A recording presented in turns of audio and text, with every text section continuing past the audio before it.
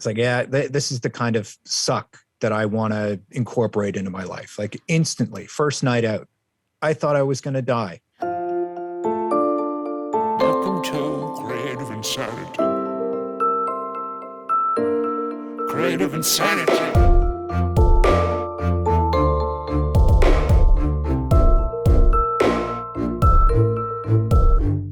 Why, hello there. My artist name is Servant. I am a rapper who is self-produced and a full-time videographer and an author under my real name, Spencer Richard.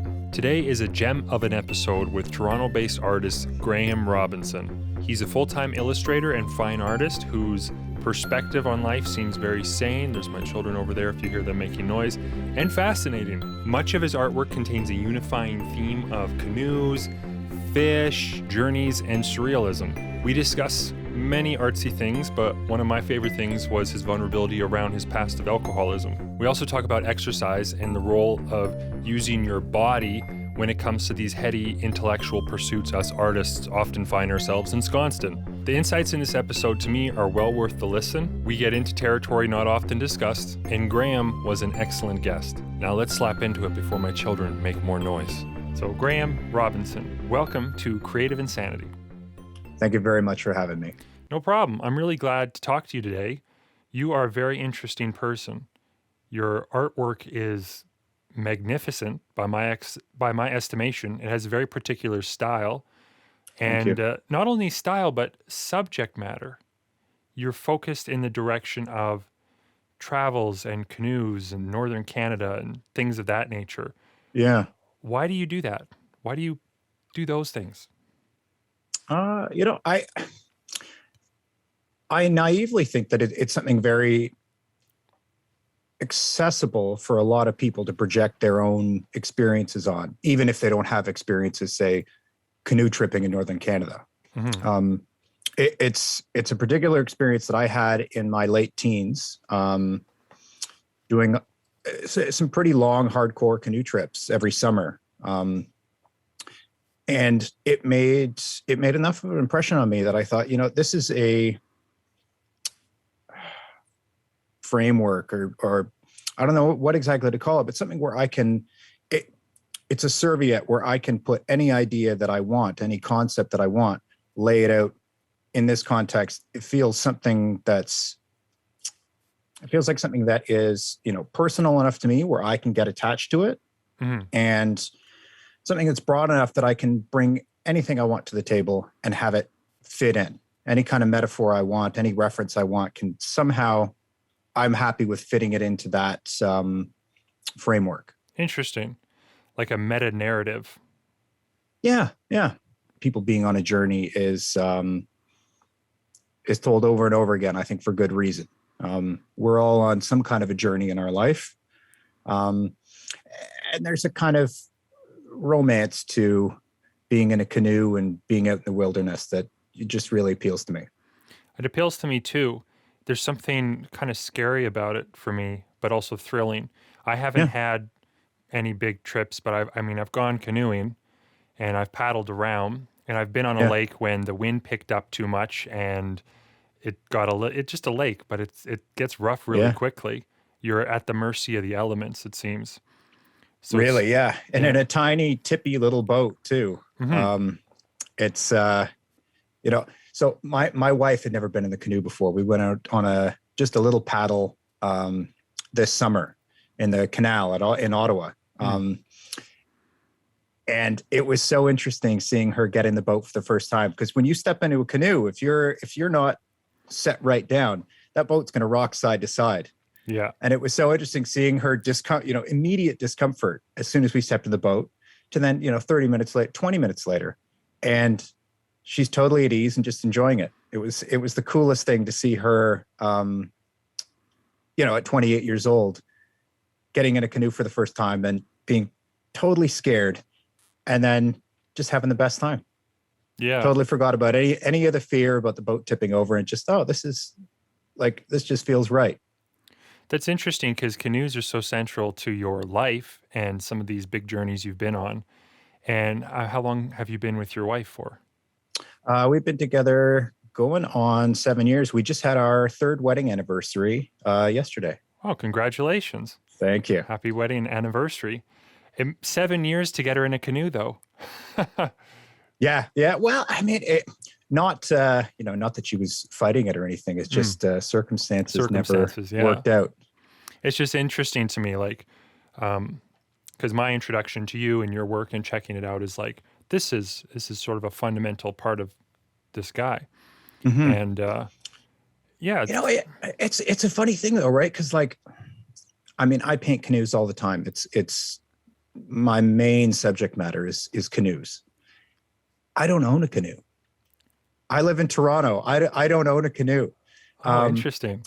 It's my parents own a canoe. So when I go see them in Ottawa, we'll borrow their canoe, get out for a paddle. But for something that takes over so much of my creative work, I don't really do it all that much in my regular life. It's kind of funny. I don't know if that makes me a hypocrite or no, I don't think so. I don't know. I was thinking about this, right? Some of my friends who I did canoe trips with every summer, they kept up with the lifestyle and they're fantastic. One guy in particular is an amazing paddler, whitewater canoeing, kayaking. Like he's incredible. He keeps it up all the time. He's the doer. I'm the storyteller.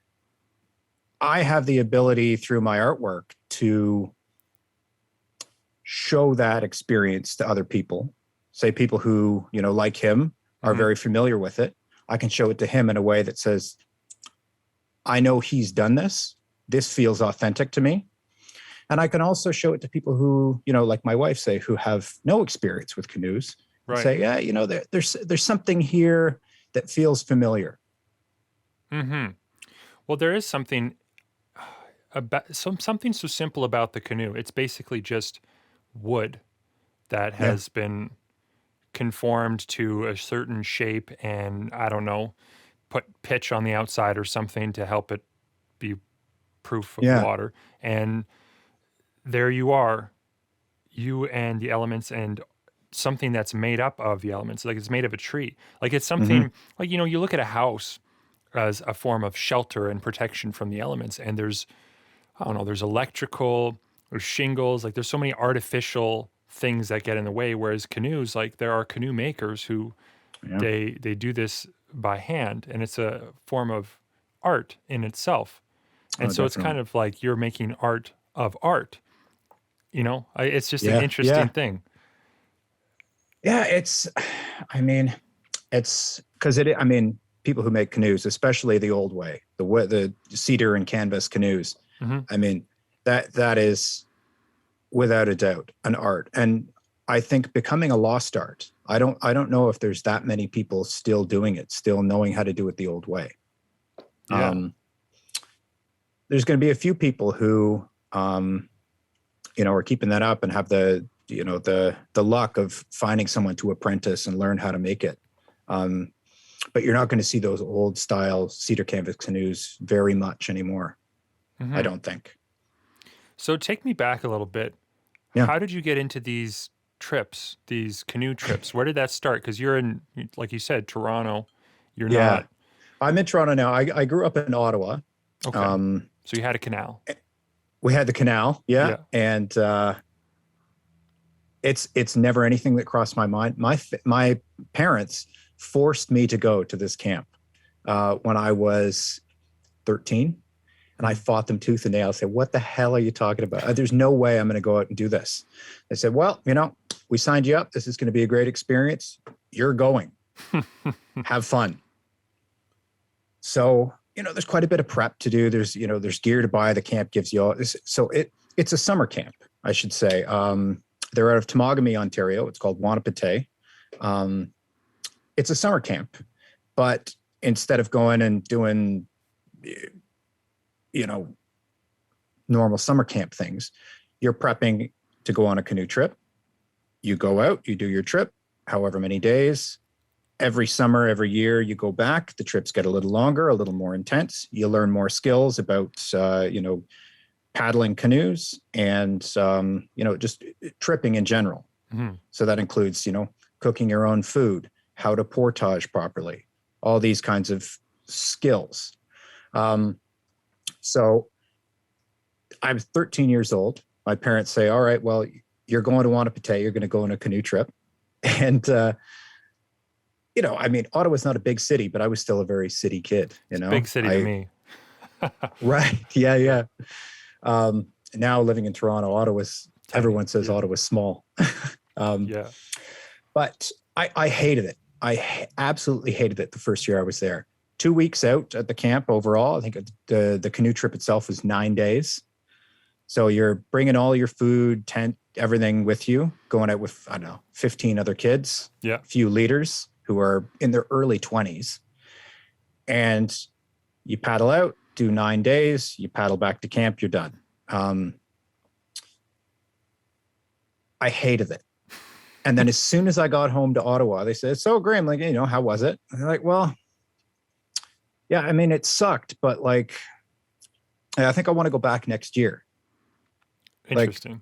Like, there's something to that, like it sucked less after I was done than what I thought, it built it up in my head. It's going to be terrible. And then after that second year going back, it was like, okay, well, I'm hooked. Like, let's go. This is what I'm going to do every summer. I made some great friends, had some incredible experiences. So I did it for, I think 6 years, 5-6 years. So you work up every year, it gets a little longer, a little more intense. You eventually get into doing whitewater canoeing, which is incredible. And then the last year you go, I was 17 at the time. We went out, we did 2 months, 56 days, 1,200 kilometers in the Northwest Territories. That's carrying all your food, all your gear for 2 months out. That's crazy. It is crazy. I can't get over that. That's a crazy experience to have had, not only so young, but at all, at any point in life. No, I mean, it's probably one of the greatest things my parents ever did was make me go to this thing. The wealth of experience that I got and the amount of introspection I can mine even now from that is, it's priceless. It really is. So many little challenges to overcome, so many things, living with people like that, 15 other people for 2 months, sleeping in tents with people. And it's unlike anything else. Yeah. Sounds a bit like The Walking Dead, like I guess that's what I would equivocate it to in my mind. It's like, it's a kind of, I don't know what that says about me, but it's like, this sounds like post-apocalyptic. Maybe I'm so steeped in that literature and a film that it makes me think of a kind of survival element, and in a community, in a small group of people. Yeah. Like, did you? I mean, there's, you, even with 15 people, you find your people you get along with. You have to learn to get along with people, say back home in the city, he and I might not be friends, but we're here now. We have to make it work. There's no getting out of it. You can't go home. You're in the middle of nowhere, Northwest Territories. So you learn to make it work. And you get an element. I was talking to one of my leaders from one of the trips who I keep up with. I was talking to him a few years ago about it. And he was saying, as a leader, what I wanted to give you guys was an opportunity to be wild. And I mean, we definitely were wild. It was crazy at times. It was like total fucking Lord of the Flies shit at some points. You get 8 or 9 15-year-old boys out in the woods where there's nothing to do. Except in a sense, work out. Basically. And you get some crazy behavior. But there's no way I would have gotten anything like that back in the city. Anything particularly crazy? Was there anything that stands out in your mind as like, this was just bizarre, Oh, man. I mean, there was a couple of summers where everything turned into, how can I sneak up on someone and hit them in the balls, big metal spoon, say, you know, you used to stir your pasta or something, Yeah. whacked in the nuts. Yeah. You know, tons of That's nudity, you know, everybody just doing good everything fun. naked, portaging naked, canoeing naked, skinny dipping, of course. I don't know, teenage boy stuff. That's, Yeah. I mean, really, it's all in good fun, but you'd never get that opportunity to No, just not at all. That's be hilarious. crazy wild boys out Makes- in the middle of nowhere. Yeah, that makes me think of an experience I had. I went to a summer camp. Not as how old was I? 15 or something. I went as a counselor, Yeah, and I was never like a camper.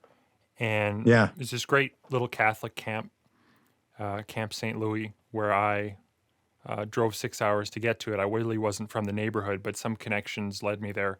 And yeah, I have lifelong friendships that I've made there, and it's been great. And I was eventually on team. I was one of the leaders, and you know, I had a lot of great experiences. But there's one time in particular I can remember.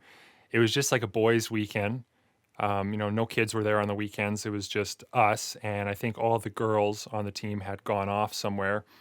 yeah. And me and three other guys, yeah, we just went freaking wild. Like we just went like skinny dipping and jumping around naked, and Yeah. like it was just ridiculous. Like we were just being boys, like having a Yeah. good time with nature, I guess. Like, and that sort of, I kind of forgot about that, but it definitely was a really cool experience. You felt like men, Yeah. almost like. I mean, and there's really something to that, I think. You know, women have their own rites of passage and things that they do like that. And for men, I think there's a real element of being wild, especially when you're young like that. That it's good. I mean, that energy is going to come out somewhere. So Yeah. why not in a, you know, healthy, relatively safe way? Yeah. Like that. That's, you know, really in good fun. But you're tapping into that kind of primal side of yourself and having some fun with Yeah. it. Yeah, because there's nothing dangerous about smacking someone in the balls with a metal spoon, right? Yeah, not particularly. It's As such long as a- you don't hit them too hard, right? Yeah, no, that kind of thing went around too. Like when I was in school, like trying to like, I forget what it was called, but yeah, trying to just nut people, just like Yeah. get them. And I don't know what that is. Like, why is this hilarious male behavior? I think it's because it's so bizarre that it's funny. Yeah. It's like there's no good explanation for it. If an alien species were watching and saying, you know, the boys in this locker room are having a great bit of camaraderie trying to smack each other in the nuts. Yeah. Why that is, we can't tell. The nuts are very important to them.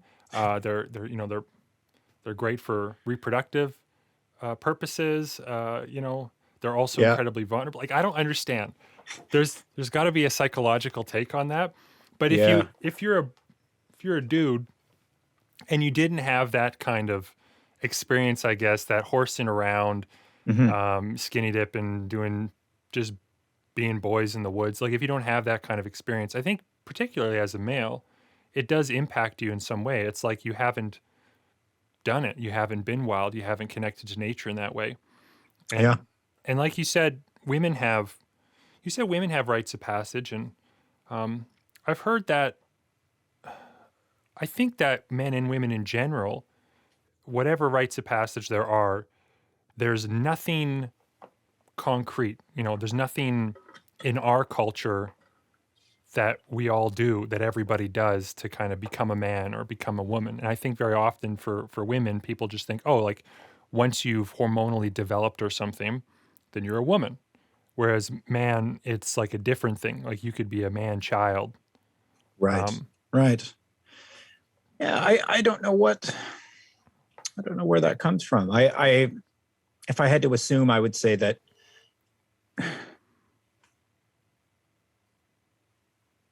men see their own value generally in what they do and what they can offer.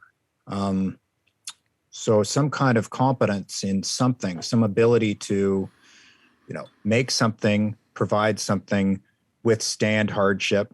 Yeah. So I think when you're boys horsing around, you know, rough housing and that kind of thing, you're dancing with that danger a little bit. You're preparing yourself for, you know, the inevitable, real fight that's coming your way. But you're having fun with it. Absolutely. That's a really good way to put it.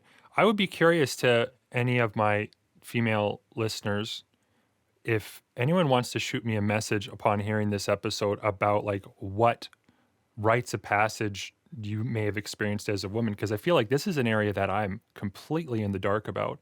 Yeah. Like, when does a woman feel like or know that she's a woman?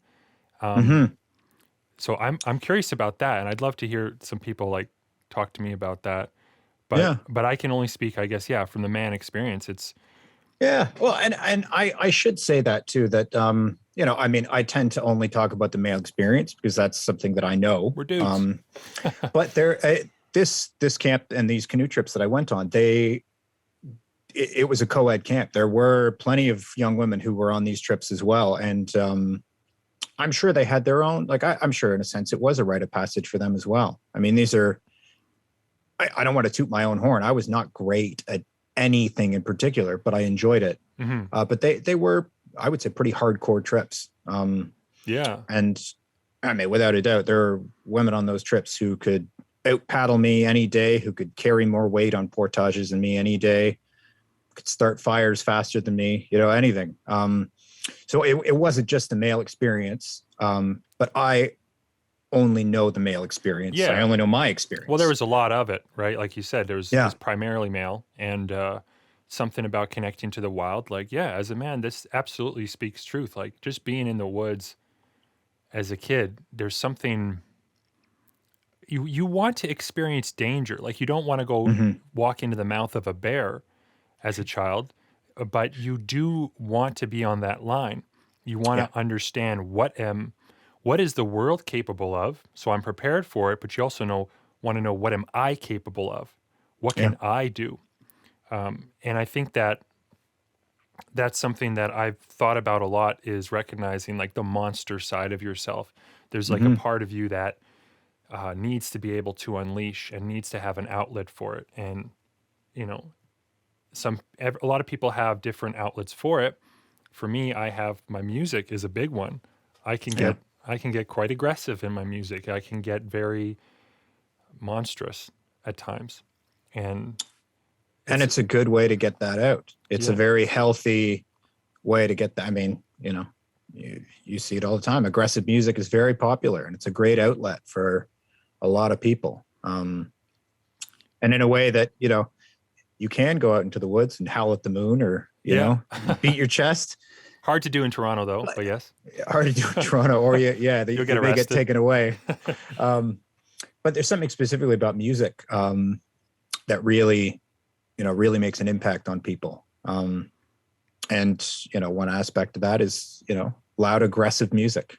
Yeah, it's hard to understand why or how what role does it play? Because I mean, I listened to lots of aggressive stuff when I was younger, and not all my stuff is aggressive.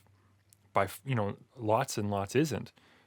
But I have this primal feeling when I am writing something that's kind of from that pit of like a very edgy place that, with it coming out, is not polished. It's not super pretty. It's a kind of ugly force that I really do enjoy channeling when I feel the need. When it comes your way, like, I mean, you feel it, right? You feel it kind of take over your body when that mood comes your way. I mean, I feel it with my work, where, okay, this is the time. Got to get this out now. Yeah. It doesn't always. I tend to get those feelings whenever I have an idea that I feel is worthwhile. It doesn't have to be something aggressive. It could be something very, sad or contemplative. But it is a physical feeling. Even though it's just an idea at the time. I mean, I can tell, like, I feel it take over my body. Like, okay, well, this is something that's worth pursuing. Do you live in your body? Weird question, but like, some people they're like professor types, I think a lot, and I spend a lot of time in my head contemplating and stuff. And I've had times in my life with which I've looked at my body as if a means of transportation for my head. It gets my Right. head from one place to the other. It brings me here in studio to do this, and then it brings me over there. And it's like I've had to wrestle with almost being present in my body and remembering this. Hmm. This is something capable of doing some damage and having an impact in the world as well, and that I need to Yeah. be fully embraced with it. And so I've had like this weird relationship where sometimes I'm in it, sometimes I'm out. What about yourself? Do you feel like fully integrated into your body? I'm at my best when I'm in my body. I've been at my worst, my absolute worst, when all I've been is in my head. The worst times of my life have been when I've only been in my head. I think a lot. I can be obsessive. I can ruminate on bad feelings, like stuff that shouldn't matter anymore comes up all the time. Washing the dishes. Why the hell am I thinking about that guy who I got in the fight with on the streetcar 7 years ago? Huh. But there it comes up. So putting more of an effort into being in my body, getting physically fit again. I run like crazy. I run a ton. And since I really picked that up and put time into doing that, doing yoga, running, being physically active regularly, everything comes into alignment again, where it's the counterbalance to me being in my head too much. Right. Yeah, it's so necessary. And Yeah. how does it impact your art? Because like you said, you have this physical feeling Mm-hmm. when you do connect an idea or an inspiration. It's like it's a kind of lightning bolt that does strike all the way to ground through every muscle. So Yeah. when you have that, I guess what I'm asking is, how do you feel running like a madman impacts how you sit down at your table behind you there to make artwork?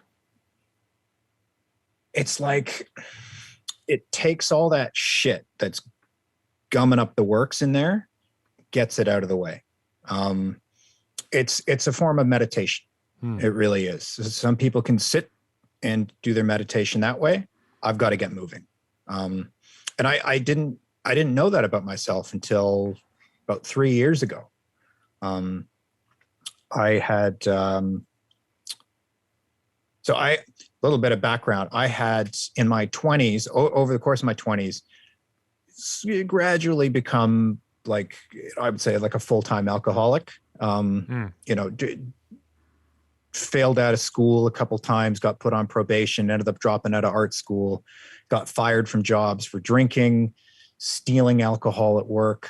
The whole gamut. I was on a fucking real downward spiral towards the end of my 20s. Eventually I got sober. I've been sober for 6 years now. But 3 years of that sobriety was like everything got put on pause. So I wasn't making much art, wasn't really doing anything worth note at all. And when I started making an effort to get physically fit and keep up on fitness routine, everything got better. Every aspect of my life got better. And it was, I see now after the fact that it's just about having an outlet to take all that stuff that's up here and get rid of it physically. Go for a hard run, get social with other people. Because the more time I spent in my head, the more time I was, fretting at home about, how hard it is being sober and how boring everything feels. I would spend way less time with people.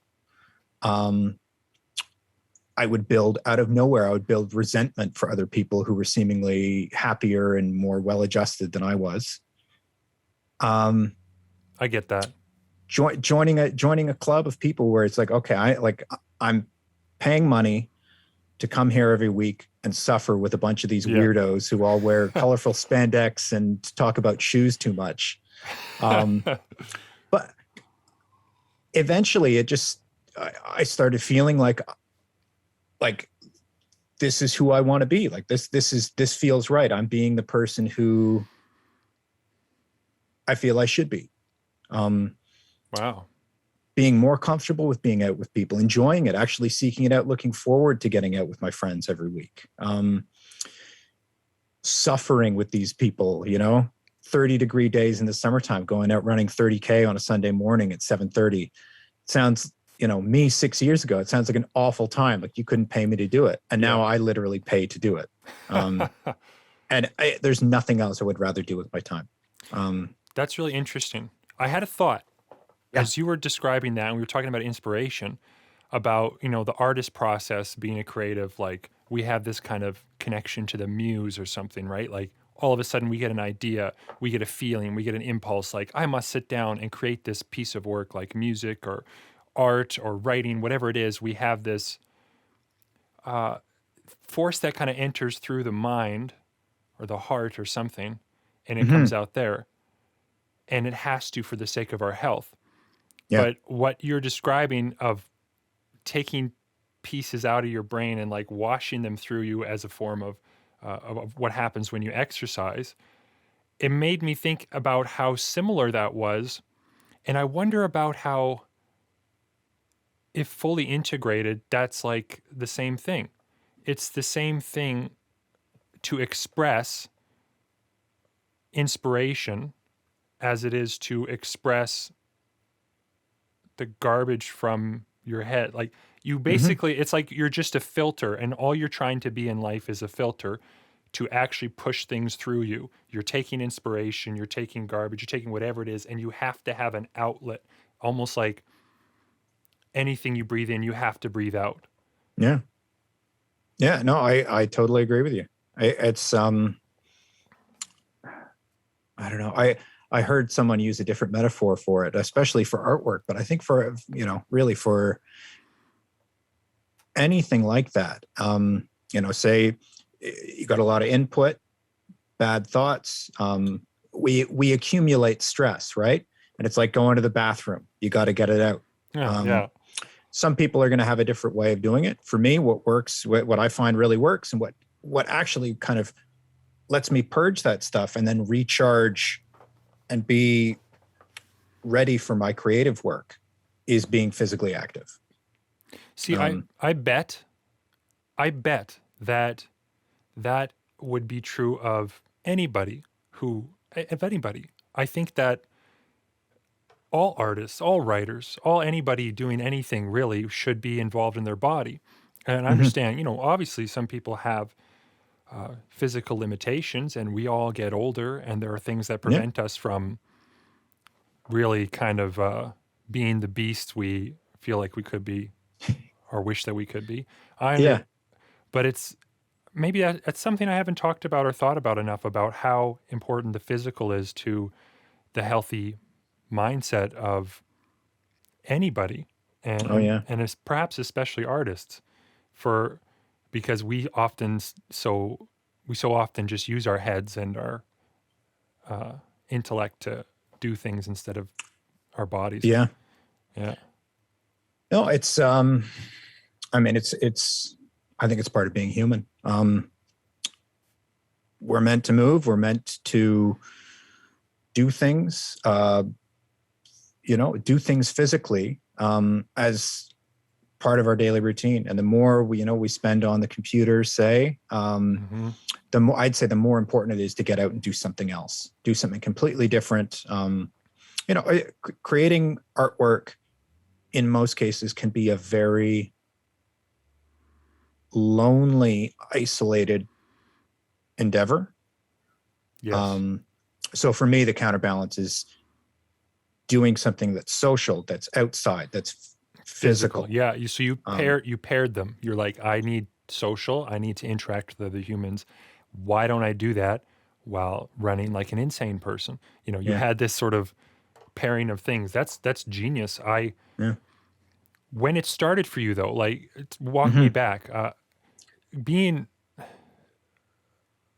want to talk also about like your experience of alcoholism and stuff like that too. But before I ask some questions about that, when you're in this sober period, you had like 3 years of basically being bored, and still kind of languishing, it sounds like, in many ways. Yeah. Like you were sober, and that's great, but you were still not fully actualized until Hmm. you started to go out and do this. How did you start, and was the starting hard, or was it like a light bulb for you? Did it switch really quickly? I know enough about myself to know that when I get an idea to do something, it's almost always best for me to act on it right away. So I had just gotten home from seeing my folks for Christmas break. This is, I think Christmas of 2018. And I, coming back, riding the streetcar home from the train station, I passed by a running store right near me. And I said, that seems like something I should do. So within a couple days, I looked up, they offer a run club there. You could sign up for coaching. You show up 3 days a week, pick a distance that you want to run, like, pick a race. I want to run a marathon. Right. We'll train you. We'll give you a training plan and do this. So I just, without letting myself, talk myself out of it, just said, okay, I'm going to do this and I'm going to give it a shot and put myself in it, see how it is. And like starting running, for having never really run before I think I started in January in Toronto, is not fun. Cold. It's cold. It's often wet. You got to get more gear, and people say running is a cheap sport. They're fucking lying. Running can be an incredibly expensive sport. Tons of gear.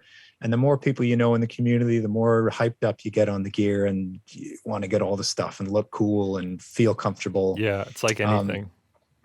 So yeah, I mean, it sucked ass. I couldn't run a kilometer without, wheezing.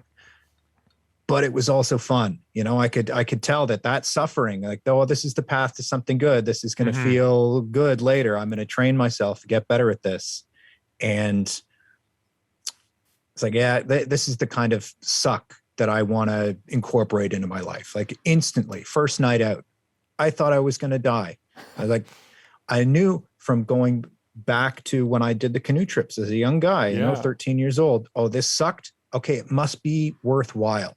This must be a good thing for me, because I kind of hate it, but I kind of like it. And there's something that's holding on to me here. This kind of controlled suffering must be worthwhile.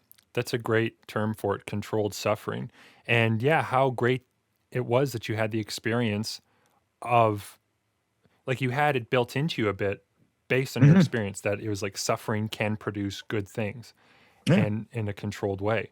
So that's amazing.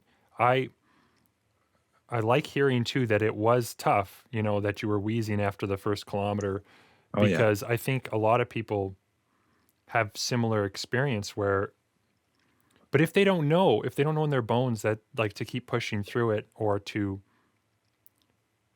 that the suffering will be worth it eventually, they're going to give up. And so many people just give up on so many things just because they're hard. And you got to pick your poison almost, and then build your immunity to the poison. Yeah. And then it can. Yeah, absolutely. And it could be, whatever for, whatever the endeavor is for that person, like if I had chosen cycling, say, I might not have stuck it out. It might not have been the right thing. I got lucky in that you found something. Running worked out. But then that also cascades and brings in other things. Because then I'm doing this. My wife is doing, workouts at home. She got a few weights. She was always very active playing, high level women's hockey when she was a teenager. Oh, right on. So in her own way, she's kind of bringing back some stuff that she lost track of in her 20s. Yeah. Get physically fit again. Before we know it, we were getting a, couples gym membership, going to the gym 3-4 times a week. Just like it was the lifestyle outside of work and, hanging out, watching TV. It started to take over in the best way. Mm-hmm. And I bet that you would agree when it comes to like transforming like, you know, your spouse or something, like you said, your intimate relationships, they all cascade from what Hmm. you do. So you start going and sweating your balls off and having a miserable time, but you are seeing some benefits, and then your wife, who's closest to you, who sees you and knows you best, starts to. It's almost like the advice people should be giving, or, you know, maybe I should give people on the podcast is like, do you want to be more creative? You know, do you want to up this part of your life? Go run like a crazy person, like go do something physical. Start with Yeah. that. Because I think Yeah. if you're an artist, that's part of your DNA. And you need to, it's part of who you are. So if you're taking better care of yourself, that's what's going to come out. It will want to express, like in your case, Yeah. it was directly correlated. Oh, absolutely. Yeah. And you know, it's a funny thing. So I thought for a long time when I was drinking all day, every day, that was the key to unlocking my creativity. Getting drunk, smoking pot, Hmm. that would get me loose. It would get me in a headspace where I could make something. And I mean, the exact opposite was true. Getting away from that lifestyle for me, not drinking, not smoking pot, getting physically active, eating more clean, doing the opposite of what I thought the answer was the answer. Yeah. So, you know, I'm sure, you know, plenty of artists out there, I'm sure that, you know, they, you know, smoke a joint and they're going to do great. They're going to do the best work that they can do. For me, it was putting a damper on everything. Yeah. Well, tell me, how did you fall into that? Oh If you man, if you don't mind. Going away to college. So I went to, when I was in high school, I went to an arts high school. So I studied, you know, my 4 years of high school in visual arts at a high school in Ottawa, Mm. and all, you know, with the end goal of do something. In most cases, you know, go to university for arts, either painting or, in my case, illustration. I went to, I got into Sheridan College in Oakville. They have, you know, a great illustration program. And, you know, within a few months, I'd broken up with my girlfriend at the time, you know, from high school. She and I had done quite a lot together art-wise in our last years of high school. Mm-hmm. We decided to move in together. And within a few months of going to school, I started drinking, started smoking pot, lost my girlfriend, was failing out of classes in school, and kind of kept going, you know, for the most part, down, you know, kind of gradually downhill from there. Yeah. Just making bad choices.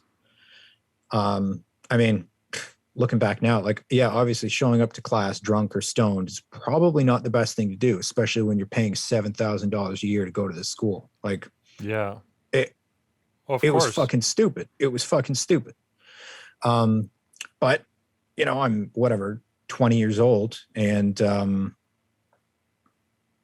just thought I was so fucking cool, thought it was so rebellious. You know, fuck this. You know, I'm smarter than these people. And I mean, I don't know.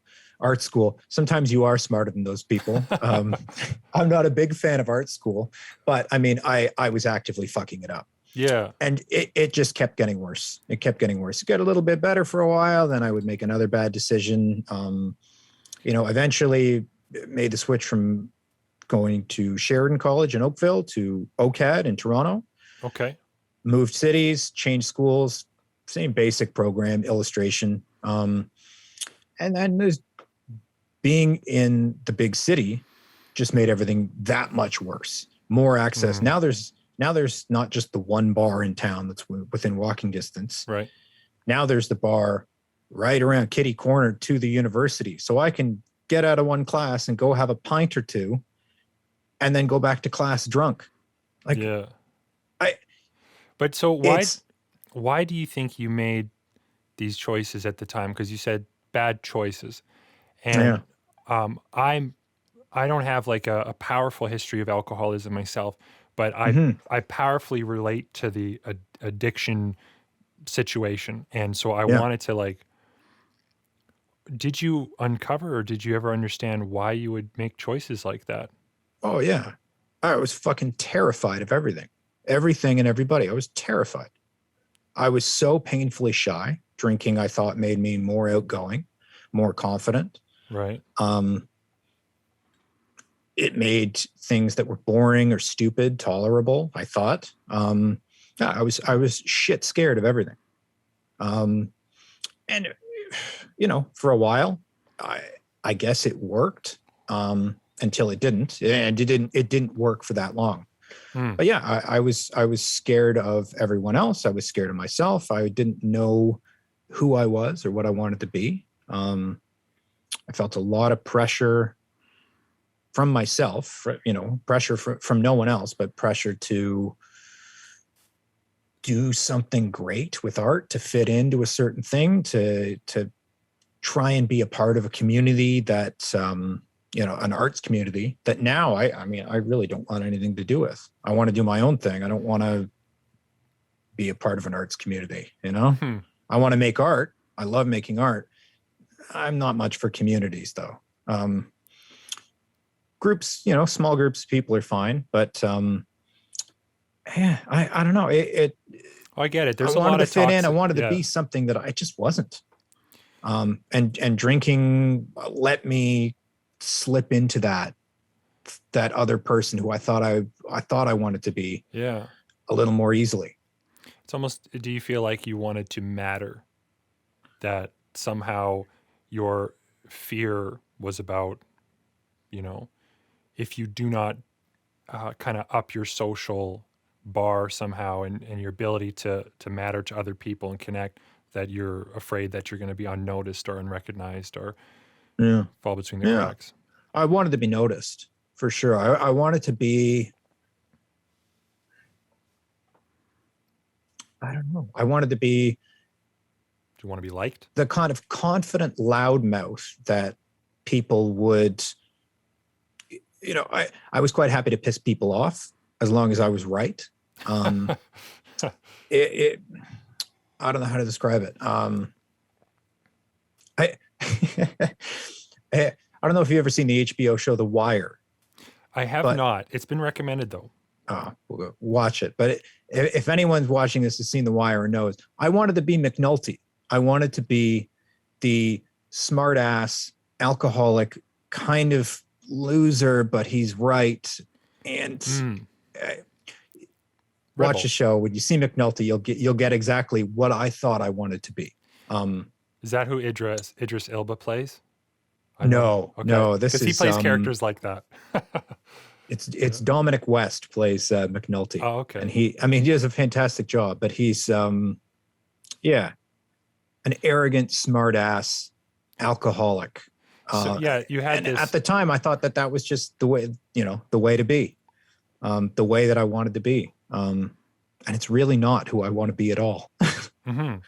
But it was an identity. It was something that you could kind of cling to. And I think a lot of it's forgivable because at that age, it's really hard to know who you are. And I think in many ways, no one ever really knows who they are. There's a mystery to the self or what this thing is. And when you're young and you're just starting to figure this out and you are smart, if you are a smart person, you maybe overthink things, but you think things. You have to contemplate why you're here or what's going on. And these are really big questions that I think it's very forgivable that you might find an identity desirable and find yourself making choices to kind of head on that path. Yeah. When did you know that it was not working and that you didn't want to be like that? So I had dropped out of school. And at the time I had gotten absolutely obsessed with tropical fish and aquariums. The whole house was full of aquariums. I think I had 8 or 9 aquariums going at home. Damn. All the different fish, different water conditions, growing aquatic plants. I was fucking obsessed. My mom would love you. She's the same way still. It's an incredibly addictive hobby. And, you know, so much so that, you know, I had a YouTube channel with my girlfriend at the time. We were drinking on camera and talking about aquariums. And I got a job at a local fish store, working in the fish room and, you know, helping people out, set up their tanks and buy fish and plants and everything. And this was a job that I loved. I absolutely loved it. You know, you can see some of the influence from the fish come out in my work all the time. You know, I do a lot of fish. Right. I was completely obsessed. This was a great place for me to work for a while. But my drinking was just getting out of hand. I was drinking from the moment I got up to go to work, on the streetcar in, you know, like down a Mickey of vodka, on the streetcar to work, on lunch break, go to the LCBO, get more vodka, more beer. I mean, 24 hours a day, I was professionally drunk. And it got to the point where it was really affecting my work. You know, when customers are watching me bag up their fish and they see my hand shaking and the woman says, "Do you think maybe you need a drink, like just to take the edge off?" Fuck, like she sees it. She sees right through me. I thought I was fine in covering this up, but like this fucking woman like sees right through me. Yeah. And there was a fellow who worked at that store, a bit of an older guy. I'd say he was probably in his 40s. You know, I was 28 or something at the time. And it came up somehow that he had gotten sober. And he seemed like very happy, well-adjusted, like chilled out guy. Like he just seemed so kind of happy, just in his own skin and doing his thing. And like you couldn't touch him. So I was just kind of curious about it. And I would ask him every once in a while, like, tell me about like what this is all about. Like, what was the process like for you kind of getting out of this? Because I could feel it. Something wasn't right, you know? Yeah. Crying every day about something. Like music would just like take me over. Getting in fights with people on the TTC. What's the TTC? Oh, it's the Toronto Transit. Okay. On the streetcar here, the streetcar and bus service. In Toronto, isn't that what you do? Like you go there to fight, right? No. Oh man, some people it really seems like it. Oh boy, that's their full-time job is fighting. We sound so Canadian right now. It was like it was terrible. But I could tell, you know, like, oh, this guy at work has got, you know, he's got something figured out that I didn't understand it fully, but I was like, I kind of want to get some more information about this. Like, tell me more about what's going on here. So he, you know, eventually I came out and said it, like, look, Michael, I think I need to get sober. I had started dating the woman at the time who is now my wife. And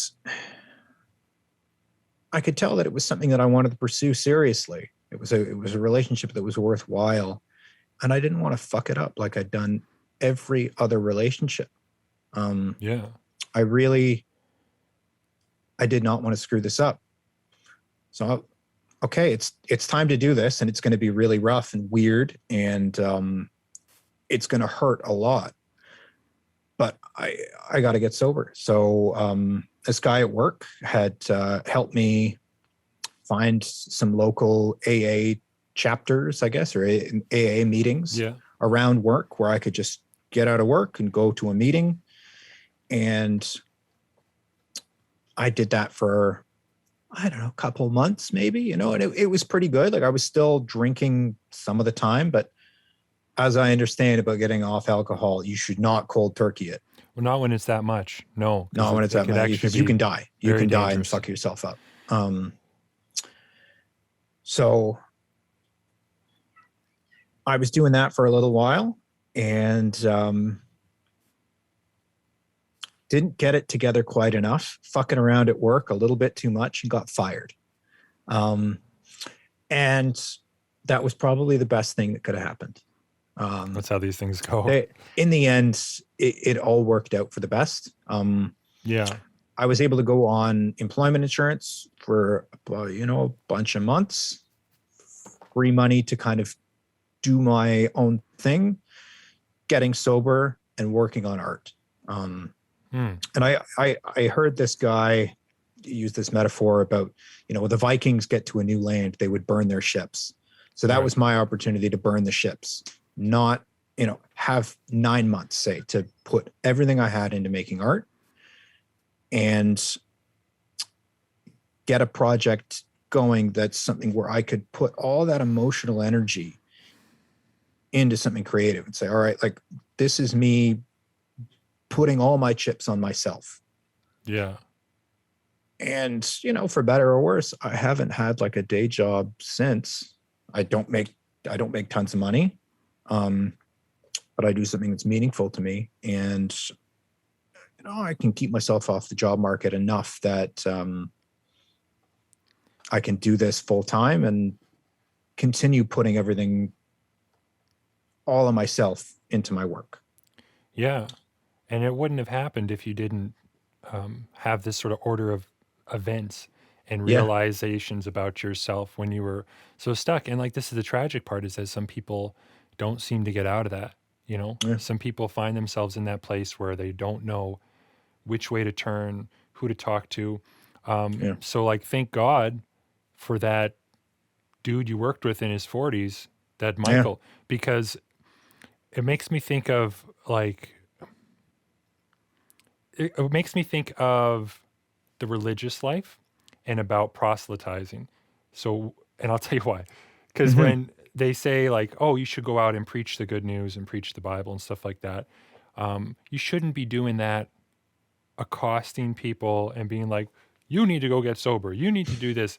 That there's a Saint Francis of Assisi, I think, said, preach the gospel and when necessary, use words. And so the idea was to embody the lifestyle that you were being called towards. And that from that, it creates curiosity in others, because like, what's going to convert someone to a way of life is not you telling them about it, not you winning arguments and being like, well, you're just filling your bloodstream up with alcohol and can't you tell what you're doing to your liver? And that doesn't change hearts or anything. The picture of, cancer in the lungs on a cigarette box doesn't stop anybody. That's not what works. But what does work is you going to work and living your life your way and seeing a picture, a sneak peek into someone else's life who is doing something right and admirable. And that's what catches you. And that's the moment that makes you go, what does he have that I don't have? You know what I mean? Yeah. Yeah. And so that to me is it's like living a good life through example. That does so much to other people. Like you have, it's rather amazing, Yeah. Like just, no, it really is. Yeah. Yeah. And I'll alter what you said a little bit there. Cause please do. What is he, it's not what does he have that I don't have. It's what is he tapped into that I might be able to as well. He's tapped into something. What if I can do that too? Because I really think that you have to believe in yourself enough. Like if I didn't believe in myself at all, if I'd totally given up on myself, I was, okay, well, I'm just going to let the drink kill me and I'm just going to keep doing this and fucking up and doing the same thing. But there's something deep in my brain that said, no, this is, you're not living up to your potential at all, but you can't. So do something about it. You like, Graham, you have this in you, so fucking do it. Yeah. Well, I would say that's probably the voice of your conscience, Yeah. That's there was something built into you that you just knew. And I think a lot of people too, we don't really make these turns in our life away from addiction we don't turn into the lane of fully living very often until we've found the boundaries, until we've hit the walls or the rock bottoms. And rock bottom is a different place for many people. And for some of us, we need to get fired. We need to get, and for some people, like they need to go to jail. Some people need to find themselves in the wrong place at the wrong time. They need something real bad. They need to hit that big frickin' wall before they finally have something to navigate the world on. It's like such a good metaphor, rock bottom or between a rock and a hard place, because they're physical, solid, tangible things with which that if you are touching, you can navigate around, you can move. And without those, you're aimless. So Yeah. That's a very good metaphor. I like that a lot. Like, I mean, you hear those expressions, but I like your perspective on that, where now you have frame of reference. I've hit bottom. yeah, Good. I'm not awash in nothingness anymore. exactly. I really like that. Yeah, I didn't mean to get there, but I followed the thought there, and I'm happy Yeah. with it too. Yeah, No, I like that a lot. I think that it's it's like a roadmap, and it gives you an X on it. It's like, this is where I am, this is where I want to avoid. And I think in terms of motivation, like you need something to run towards. You need an example, like you see somebody they've tapped into something that makes you go, wow. Yeah. Wouldn't that be nice if I could just have that kind of existence? But Yeah. you also need something to run from. You need something behind you that you know is terrible. And you kind of need both things. And if you just have the thing to run from, very often you may run in the wrong direction. And if you just have the thing to run to, you can still maybe find the wrong path to try and get there, I guess. Well, and there's room to backslide too, right? Yeah, and there's always room to backslide. And I think, I think that you're a powerful example for a lot of people. And it really means a lot to me, you opening up about this, because it's hard, I think, to be vulnerable. And it's also hard to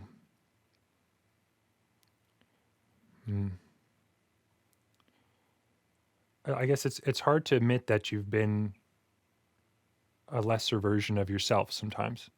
Yeah. I mean, I don't know.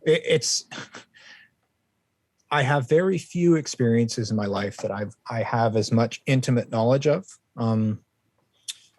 So if I have any kind of sense of duty, I would say that it's just I like explaining what I wish I could hear, what I wish I could have heard back then. So, okay, I'll give you an example. So, that same friend at work who helped me find the meetings and stuff, he gave me his personal copy of this book. The book is called Dry by Augustine Burroughs. And it's Augustine Burroughs' documentation of his path to sobriety. And it's an incredible book.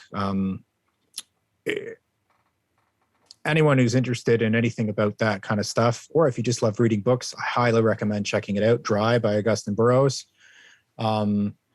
It was a great example for me to see just somebody really bare their soul about their addiction. And like you said, put it all out there and be vulnerable. Because it's when people are vulnerable about that, and when they really are able to share their experience,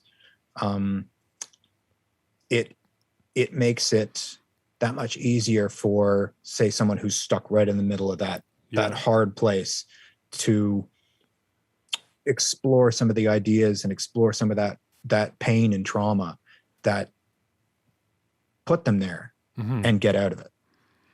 Yeah, it's very helpful. And I think that it's the role very often of artists to do that, because we've been gifted, gifted's a good word. Like, we've been given this sort of proclivity and a nature that lends itself towards the development of skill sets that we can tell these stories, and we can take them from our own experience, and we can make a piece that really does give these roadmaps for others, because you might have someone with your exact experience, for instance, who had, gone through some serious alcoholism and whatnot, and they come out the other end and they found meaning and they're doing a lot of good stuff. But what do? Like for them, they go to work, they provide for their kids, they're making amends in their life and they're busy and they're not really artists and that's fine. But they sit down and watch a show once in a while and they pick up a book once in a while. And Yeah. they they're not going to write those books necessarily. They're not going to tell these stories because it's not in their wheelhouse to do so. They're doing Mhm. great, but it's not in their wheelhouse to do so. Whereas like for artists, it's like it is in our wheelhouse Yeah. to render this experience in a way that has utility for others. Mhm. And that's where I think a sense of duty and obligation, like respect for your talent, is very important. Yeah. You understand what you're capable of if you put the work in and do Yeah. it right. And if you don't, then there is something missing in the world that could have been Mhm. there that may have done some good. Yeah. Yeah. I like I, when I'm my least charitable self, I'll look at examples like this. Like even I'm critical of myself with this in a lot of ways, where I think, am I exploiting my own shortcomings for sympathy points or something like that? I have that in my head a lot. If I make a piece of artwork, say that Yeah. deals with my alcoholism, like, am I putting it out there so people say, "Oh wow, look at what a hard life he's had." And then hopefully if I'm smart, and I can snap myself out of it, I say, fuck that shit. I'm not looking for sympathy from anyone. Mhm. I did these things. I own up to it. I also got the fuck out of it. And I think that there's some real utility in that for other people who, like me, were stuck in that shit and wanted to get out of it. I don't have all the right answers, but I can offer some solidarity. Mhm. And I think that goes a long way with stuff like that, addiction, depression, that kind of thing, which often are, kind of two sides of the same coin. Yeah. And you know what? I think that two things can be true at the same time. And Mhm. a way for my own self that I've tackled that same issue is, because I've thought, man, am I just seeking attention? Because boy, I sure used to love doing that. Um, I Yeah. liked being the class clown. I dropped out of school too, like, very similar experience. I didn't, I just wanted people to like me or whatever. So Yeah. I was very attention seeking and I still have, the ghost still haunts my hallways, so to speak. Yeah. But I learned to recognize that I have a drive for attention. I do want, there's a bit of a look at me mentality out there, and it's true. But a superior motivation is the one that you said, which is if I render my experience and put it in such a way, in such a light, someone may get something out of it and there may be some utility. And I've directly seen that with some of my work sometimes, people reaching out to me. Yeah. And so it's kind of like, which wolf do you feed? Well, I can't kill this part of me that does want attention, but I Hmm. can choose to not make that be the God that I worship. I can choose to focus my energy on the other things.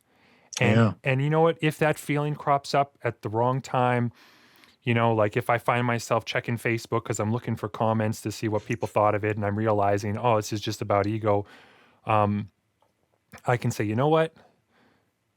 That part of me does exist, Yeah. but he's not in charge. And okay, you can have a seat now. And now I'm going to focus on this other thing. So it's kind of like just Yeah. allowing myself to have a bit of it, but not making that the main thing. And it's done wonders for me. Uh, Yeah. I mean, I think that, having a bit of that attention seeking behavior is, if you didn't have that, then you'd just be making stuff alone in your room and not sharing it with anyone.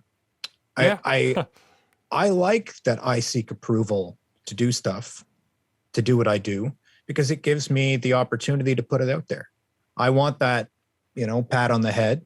I want, I want that feeling of mom took my drawing and put it on the fridge door, Yeah. like I like that because it gives me enough drive to not make what I make, but put it out there and share it with people. And the other side of that is, hopefully, once I've done that, maybe I'll get an email from someone, well, maybe I'll get a sale, which is great. It's always nice, when you make something and have someone say, I want to give you money for that thing. Yeah. But also maybe I'll get an email from someone saying, hey, you made this thing and that made me think of this aspect of my own life. And I had such a strong feeling from that I couldn't just kind of sit there with it. I had to write you an email to tell you about how what you made, mushing some paint around with a stick, made me feel about me. I mean, it's an incredibly powerful feeling. Connecting with someone like that who, doesn't know you, but you found something in your experience that made them look at their experience in a different way. It's incredible. I had an email, last week from somebody writing about a piece of artwork. And I just thought wow, man, it never gets old. It's like the highest compliment, I mean, I don't even care about making money on it necessarily. That's someone buying the object is great. It allows me to keep doing what I do. Exactly. But that connection and that kind of understanding is really why, that's what keeps you wanting to put yourself out there like that. Yeah. I think a good way to look at that is it is fruit. It is good fruit that was, the result of a lot of elements, a lot of labor, a lot of passion. And, when you exist as an early artist or an amateur artist or someone who's just working on their craft, just starting to get it, you do need to get tough because you are not going to get a lot of those emails off the start because you're working on it. But emails or messages or people reaching out and saying things, it is a kind of, it's one of the very few feedback systems we have as artists. It's it may be fundamentally the only feedback system we have as an artist is if someone says, oh, I see, or I read, or I heard the thing, and it made me experience this. So, thank you, or it's all we got. So, we shouldn't look for it as the sole reason we're doing what we're doing, but it is certainly good that we get it in the extent we do. And I think that it does increase the better you get at what you do and the more tapped in you are and more people who see it. Of course, I mean, that all makes sense. But it's great encouragement too. Just to hear yes, keep doing this. This is working. When someone's identifying with what you're doing, okay, well, this, you got something right here. This is maybe worth exploring some more. 100%. I had a very similar experience with my last single that I put out, which was a story about grief. That kind of a post-apocalyptic story about a man who loses someone very dear to him. And I had someone reach out to me and send a message saying that they were deeply impacted by it because they had lost their daughter, who was 17 at the time, and that it was a very complicated situation. And, it's been years since they passed, but they felt, they just felt like it was something that kind of helped them process a little bit. You just get one email like that, and that's the lightning bolt. It's I did it. I have achieved what I set out to do, even if it was just for that one person.